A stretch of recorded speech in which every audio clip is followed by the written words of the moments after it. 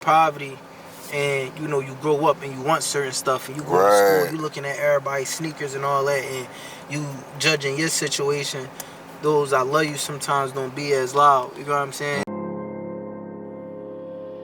Tell me what you know about the hood life.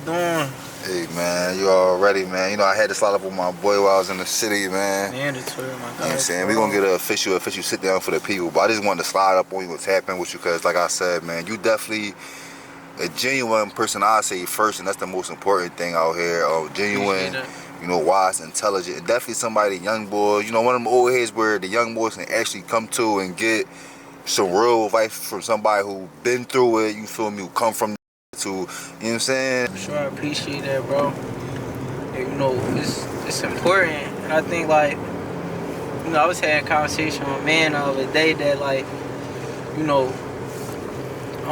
being careful with putting the standard of acceptance of who's qualified to do what or say what to if a person was doing X, Y, or Z in the streets. It's a lot of that going on. It's like, if you wasn't this person in the streets or doing that, then you can't. But what success do you really have? You know what I'm saying? Like, the barometer is being a man. You get what I'm saying? So, you know, I do my best to, you know, give that. You know what I'm saying? Like, you know, this is what we gotta do as men. You feel me? All the street stuff, it is what it is. Everybody did what at what level, whatever. Who cares?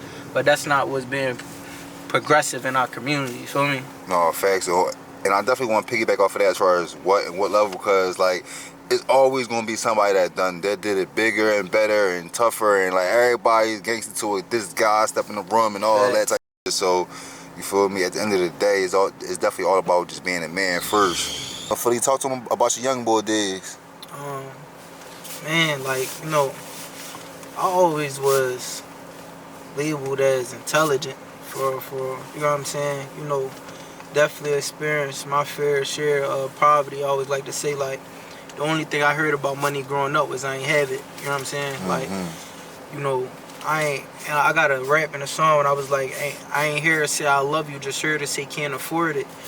You know, not saying that my mom didn't say that she loved me and all of that, and my folks didn't tell me that they love me. But, you know, when you come from poverty and, you know, you grow up and you want certain stuff and you go to school, you looking at everybody's sneakers and all that, and you judging your situation, those I love you sometimes don't be as loud. You know what I'm saying? And, you know, so, you know, I would just, I went through that. You know what I'm saying? Like, I went through that. You feel me? So, you know, yeah. Facts, it's like though. any other youngin from the trenches. You know what I'm saying? Trying to make it out. No, facts though. Now, what part of the city you from? Uptown, Somerville, 21st and Madera. Okay. The sign that. That's all you saying. That's my backyard, you hear me? Okay, that's all, man. Uptown, y'all definitely always like, what's like the stigmas of Uptown? I say, you said. Oh, man. The baddies in some grass. Baddies. Shout out my man, no good. Oh, man, he was like, he moved up here from 10th and Cumberland. So he lived down in the projects. You go up down there. He came up, he started writing me the song. He was like, big houses, green grass, but it's far from safe and sound. You feel me? So, you know, it'd be a lot of stigma because you come, like, we down north right now, you know what I'm saying? You don't see a lot of lawn, stuff like that, but you go uptown, you see that, so a lot of people think that, I guess, people sweet, the girls nicer, whatever, you know what I'm saying? But, you know, still you look at the history, people done migrated, you know what I'm saying? North Philly migrated to Uptown, so Uptown is just a part of North Philly that just got some money back in the day and wanted to move to another area. It's the same thing, you feel me? Basically. No, that's facts though. Yo, that's crazy because it's like they like North on steroids, because North niggas be cocky and all that, but they cocky and a little bougie with they you said. Like, all my family from down, like, Dolphin, like 29th Dolphin, all that, you know, Strawberry Mansion. My family down there, like, my grandma, she like 90-something years old, lived down there her whole life. Like, not my grandma, one of my aunts, my great aunts. But, you know, again, people just move, you feel me? But it's still the same thing to me. So I want to talk about the music and things like that, how you first got introduced to it, you know, and then just your time as an artist trying to make your way through Philadelphia? Yeah, man. Damn, how I got into rapping, man? It's crazy. I was doing like little poetry for at first. I remember it was a class. I was like in second grade. I was going to Bethune, and we had did like a whole field trip and a joint around Langston Hughes. So that inspired me to do poetry.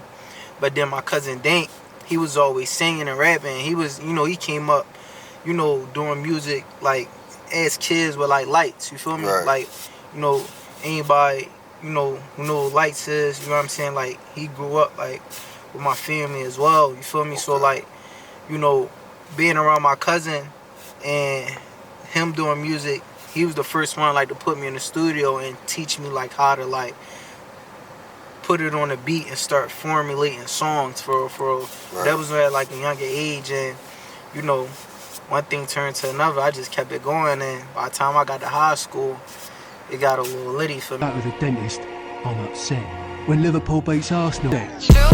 We really lit as shit y'all talk about. They never hawk them down. 17, I had lost the count. All the bitches choosing, they be talking now. You feel me? That's all. So talk about them years as far as like, cause high school definitely, like, once you really get off the steps, everybody trying to, you feel me? And who was some of the guys that you was rapping with at that time? Cause Philly went through its stages of rap. We had the battle rap, the DVD, and everybody trying to make songs and like that. I came up in that PNB rock, core, Okay. Uzi, Nasty Nah, Fat G's, that era. You know what I'm saying? I was always the young boy in the group. Cause a lot of them was 19, 20, 21. I was 17, Right. getting hundreds of thousands of plays and, catalog sitting at a multi-million right now. But I was the young boy in the group, man. We had this joint on Smash, you know what I'm saying? It wasn't too many group chats, you know what I'm saying? That relationships, Manny 215 relationships wasn't really flowing through, and you know what I'm saying? So that era, that 2014, 2015, 2016, even like the G1000s, like even after that, Right, like, you know what I'm saying? Like a lot of niggas don't know, me and G got a song. He was one of my first features, you know what I'm saying? Like that I did with like a artist, one of the first. Yeah, man, like beautiful time, man. That's when the city was crazy. That's one of my favorite eras of music. Not even just cause I'm in it, but that was one of my favorite eras in Philly music. Is that pocket, right? Facts though, cause it was definitely like a whole. And then like I ain't gonna lie, I said this like Drake.